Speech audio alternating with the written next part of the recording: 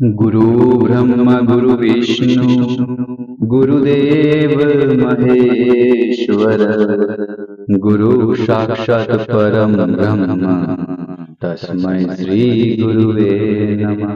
এই ধরাধামও কিছু কিছু মানুষ জন্মায় যারা খালি মানুষ না, তারা আশীর্বাদ, তারা করুণার মূর্তি, তারা ভগবানের দূত। আর এমনই একজন মহান আত্মা আমরা সবার প্রাণ প্রিয় পরম শ্রদ্ধেয় শ্রী প্রেমানন্দজি মহারাজ। আর আজকে আমি মহারাজজির উপরে যে ভিডিওটা নিয়ে আইছি, এই ভিডিওটার মাধ্যমে আমি মনে করি যে আমার টাইম লাইনটা আলোয় আলোকিত হয়ে যাব আর আশীর্বাদ ভরপুর থাকবো। তো চলুন আজকে আমরা এই আশীর্বাদের আলোত আমরা সব একলগে বিলীন হয়ে যাই। তো শ্রী প্রেমানন্দ মহারাজের জন্ম হয়েছিল একটা খুব সাধারণ গরিব পরিবারও। তো ছোটবেলা থেকে তাই নাসলা খুব গম্ভীর, ভগবান মগ্ন, নীরব স্বভাবর। যখন অন্যান্য শিশুরা খেলাত ব্যস্ত থাকতো তখন মহারাজজি ডাক্তার ভগবানের নাম জপ বিলীন। আর অল্প বয়সেও তার মনকে একটা প্রশ্ন জাগে যে আমরা খেয়ে ভগবান খেয়ে আমরা খেয়ে এই ধরনী তাইছি। আর এই প্রশ্নের উত্তর খোঁজার লাগেই তাই অল্প বয়সেও সংসার মায়া সারিয়া বৃন্দাবনও যাইন গিয়া। রাধারানীর চরণ দুলিত বৃন্দাবনও আইয়া তাই আশ্রয় নইন একটা ছোট্ট গড়।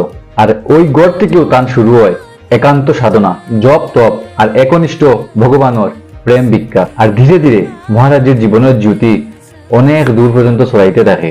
আর কোনো প্রচার ছাড়াও মানুষের মুখে মুখে মহারাজের নাম আইতে থাকে যে বৃন্দাবনও এমন একজন সাধু আছেন যে ভগবানের প্রেম লীন। আর তখনই মানুষ আইতে শুরু করে, হানতে শুরু করে, বদলাইতে শুরু করে।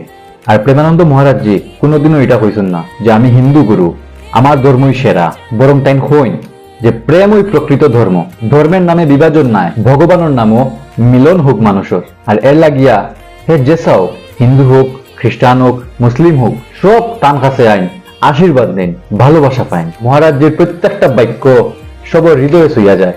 উনার মুখো রাধে রাধে জবটা যেন আমরা সবর আত্মার ডাক হইয়া উঠছে। আজকে যখন সোশ্যাল মিডিয়া লাইভ ভিডিওর যুগ, এই সময়ও মহারাজজি কিন্তু একটা ছোট্ট গরু বইয়াও তান সৎসঙ্গ করেন। আপনারা সবই দেখছেন তান ভিডিও, যে ভিডিওস গুলা তাই একটা ছোট্ট গড়ের মধ্যে কয়েকজন মানুষ, 10-12 জন মানুষ নিয়ে বইয়া সৎসঙ্গ করেন। কোনো বড় মঞ্চ তান লাগে না, জাস্ট ছোট্ট একটা গড়ের মধ্যে। তাই বিশাল স্টেজ আর সাজসজ্জা এটা পছন্দ করেন না।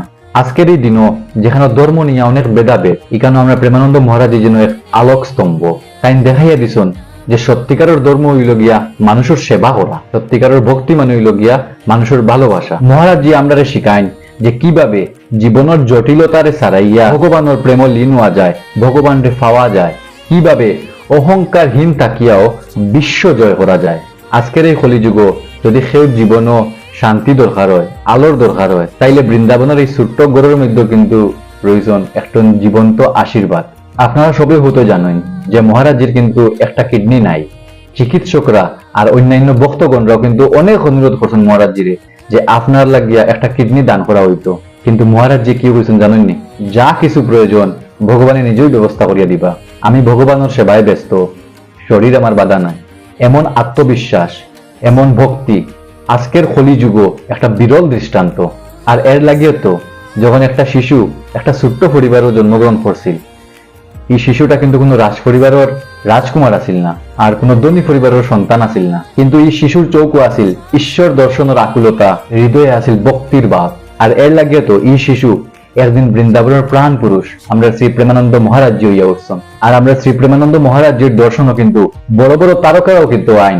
আপনারা সবাই তো জানেন যে আমরা ভারতীয় ক্রিকেট দলের সবচেয়ে বড় একজন স্টার বিরাট কোহলি অনেকবার তার ধর্মপত্নী অর্থাৎ অনুষ্কা শর্মার লগে আমরা মহারাজজির দর্শন করাতে আইসলা। আর আপনারা যদি বিরাট কোহলির একটা পুরানা ক্লিপ দেখে দেখুন, বিরাট কোহলি তার পুরানা একটা ক্লিপের মধ্যে কইরা একজনে তাকে কোয়াকশন করছিল যে আপনি ভক্তির বিশ্বাস রাখেননি। তখন বিরাট কোহলি উঠিয়া কইসলা যে আমার কিতা ভক্তি টাইপের দেখতে লাগেনি, মানে ঠাট্টা করিয়া কইসলা। কিন্তু তান বিয়ার পরে যখন তাইন তার স্ত্রীর লগে প্রথমবার প্রেমানন্দজি মহারাজের দর্শন করছিলা, তখন তান ভিতরে ভক্তির ভাব জন্মাইছে। আর এর পরে থেকে দেখবা তার লাইফস্টাইলও কিন্তু অনেক চেঞ্জেস আছে। যেমন আগে বিরাট কোহলি কিন্তু নন ভেজিটেরিয়ান আসলো, কিন্তু মহারাজজির দর্শন করার পরে বিরাট কোহলি কিন্তু পিওর ভেজিটেরিয়ান হয়ে গেছে, মাছ মাংস সবকিছু ছাড়িয়া। তো এটা হইল গিয়ে আমরা মহারাজজির প্রভাব, যে প্রভাবের মাধ্যমে অনেক বড় বড় তারকারাও নিজের লাইফস্টাইল নিজেরে বদলাই লাইছে।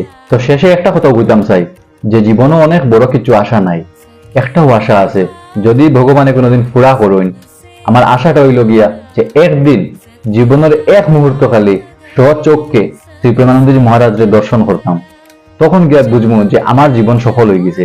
কিন্তু জানি না আমার এই আশা পূর্ণ হইব কি না, কারণ মনে ফাপ থাকলে কোনোদিনও ভগবানের দর্শন হওয়া যায় না। আমার মতো অনেক মানুষ আছে যারা মহারাজজিরে ভগবান সমতুল্য ভাবে। আমি নিজে মহারাজজির ভিডিওস দেখি দেখি অনেক প্রভাবিত হয়েছি, আমার মধ্যে অনেক চেঞ্জেস আইছে। তো জানি না আমার জীবনে আশাটা পূর্ণ হইব কি না, কিন্তু বারবার ঠাকুরের কাছে ওটাও প্রার্থনা করি যে যদি কোনোদিন ভাগ্যর চাকা একটু লড়ে, তাইলে কিন্তু আমি মহারাজের চরণ দুলি একবার আমার মাথাত লইতাম। ওটাও হইয়া ভিডিওটা এখানে সমাপ্তি দিলাম। যদি ভিডিওটা আপনার মন ছুঁয়া যায়, হৃদয়ে ছুঁয়া যায়, তখন ভিডিওটা অবশ্যই শেয়ার করবা, লাইক এন্ড কমেন্ট করবা। তখন রাধে রাধে।